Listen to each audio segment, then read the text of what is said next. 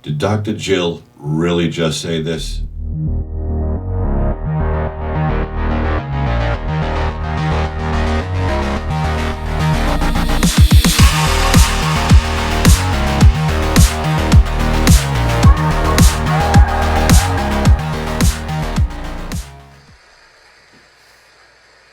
But we can't get those things on our own.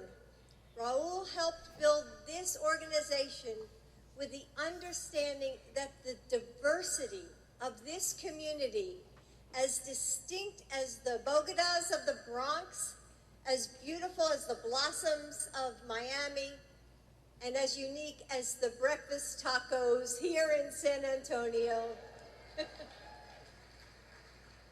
is your strength. Now, I never really talk about Dr. Jill. Quite frankly, I think calling her doctor is funny because she's a PhD in English, but likes to be called doctor. I consider doctors my physician, a surgeon, a dentist, if you will. Dr. Jill gave a speech to some Latino community at some event, and that's what she said. She said, "You people are as distinct as the Bogotas." What the fuck is a Bogota? I always thought when I was growing up they were called bodegas, but according to the PhD, they're Bogotas. I'm not calling it a Bogota, and I hope you don't either. Then she says something about flowers in Miami, or blossoms or some shit. But then she said, like the breakfast tacos in San Antonio. So, did she just basically say the Latino community are the same as breakfast tacos in San Antonio? Or are they the same as the bodegas or bogotas, as she called them? Basically, using the distinction that Mexican food or Mexican stores reflect Mexicans. How racist is that?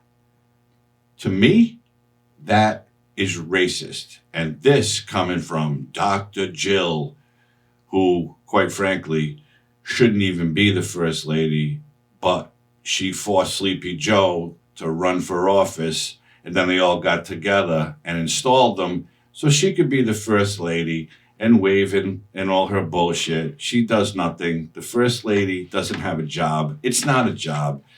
And I don't want to hear, oh, she teaches it. She's some professor. That's bullshit. Okay? That's bullshit. She's been collecting money off the Biden crime family ever since she met them. You know it. I know it. They know it. And no one cares. But back to my point. Bogotas. Now, I'm not an English major, nor am I of Mexican descent, but I've never once in all my years heard a bodega called a Bogota.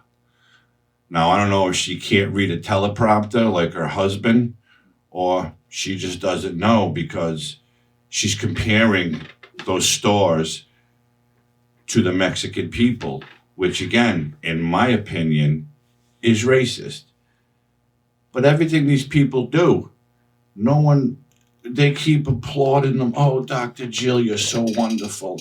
At least she didn't have a dress on that looks like one of my grandmother's house coats from way back in the 70s. I'll give her that much for that speech.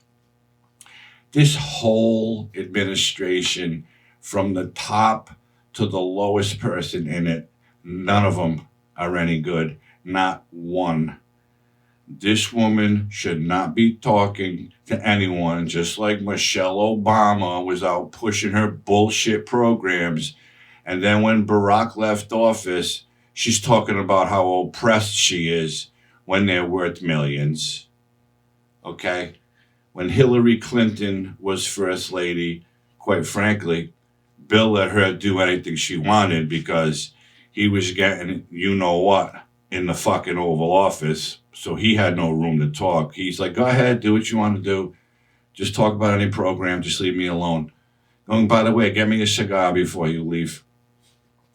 But this woman who insists on being called doctor, and because she's so proper, and it's all bullshit. It's all bullshit. It's just more trash coming out of this Biden administration that they're trying to feed the American people because they're all failures from top to bottom. I'll give her credit, though, other than not wearing a dress that looks like one of my grandmother's house coats, is that she actually got a PhD, unlike her lying husband who claimed he finished at the top of his law class and had all these degrees and all this, and he lied about it and it all came out, but nobody seemed to care. They still made sure they pushed him through to the White House so he could destroy the country like he's doing right now. But it all boils down to the same thing. This administration is hell-bent on racism, separation of people, nothing to do with their so-called social justice, because they're the ones who are pushing all this racial bullshit. They claim they want more police, but they support all the defund police Democrats. So it's all bullshit. It's all a lie. It's all a facade, and people are buying into it. If you go on Twitter, there's some nitwit on there, goes under a fake name, something about Jen Psaki, something. It's not Jen Psaki. The person doesn't put their real name. And all they talk about is all the good that Joe Biden's doing, and that he's definitely running in 2024. So people better get used to it, because every state in the country is going to turn blue. What the hell is going on? What's going on with these people that they're listening to and believing all the lies that come out of this man's mouth? I don't know, but I do know that if this clown runs again in 2024, I'm not a religious person, but I may become one and pray every single day that the Democrats don't succeed in pushing him through to get installed again as president, because we can't handle another 4 years of Joe Biden's destruction. We can't handle what he's doing now, and he's only 2 years into it. Imagine what he can do in another 2 years and then another 4 years. We'll all be living in cardboard boxes on the streets of California or wherever we live, and all our local Congress people will be laughing it up and collecting their money off all their shady bullshit while we suffer, and they go to Washington and do nothing for us. America needs to open their eyes and realize what this party is doing. It's the party of separation. They don't want people to come together. They don't want bipartisan legislation. They don't want it. They want to rule like a dictatorship, and they want everybody else to sit there and take it. So basically, it's a eat shit and like it situation. You have no choice. This is the shit. If you're hungry, you'll eat it, and you're going to like it. That's what this administration is about, and it's never going to end. So all we can do is hope that this fool decides not to run, or if he does, he fails miserably in the election, like he's failing us miserably now. But all the mainstream media keeps applauding him, and the only media that knows this is bullshit is conservative news organizations that read right through the lies, and they try to put their stories out there, but no one believes them. They keep watching the CNNs and the MSNBCs and all that trash, okay? It's wrong. And this woman, to end this little rant, is racist. To compare bodegas and tacos to Latino people is nothing but racism. Agree with me? disagree with me. That's my opinion. That's what she said. That's how I took it. That's how the Bidens think. They care about no one but themselves. All they're in it for is to make money for their, what I like to say, the Biden crime family. That's all they've been about. And one more thing, go on Twitter, go on YouTube.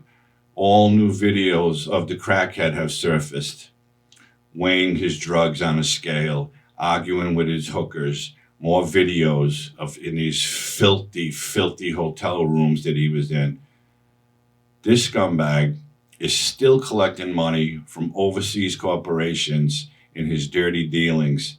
And the big guy, Sleepy Joe, is benefiting from it.